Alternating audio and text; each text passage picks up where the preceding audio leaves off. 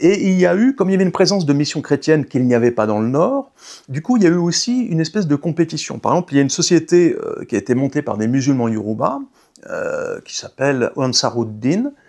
qui date, je crois, hein, si ma mémoire est bonne, de 1926, qui était effectivement de créer des écoles musulmanes séculières, hein, pas simplement des écoles coraniques, pour répondre à la menace que faisaient peser les écoles des missions chrétiennes. Parce que sinon, il y avait effectivement cette crainte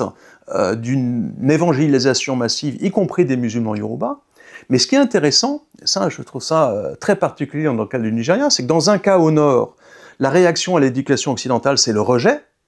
et dans le sud-ouest, en pays Yoruba, là où les Ahmadis vont également se développer, là en revanche, c'est, eh bien, on va répondre aux défis, et on va créer nos propres écoles séculières. Et c'est plutôt comme ça que ça s'est joué. Et donc là, il y a un investissement massif dans l'éducation de la part des Yoruba du sud-ouest, y compris dans les régions de l'Interland derrière Lagos,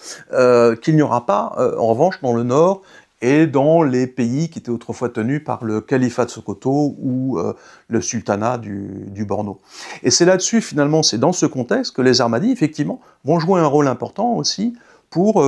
inviter les musulmans à investir dans une éducation moderne, à l'occidentale et laïque, quoi.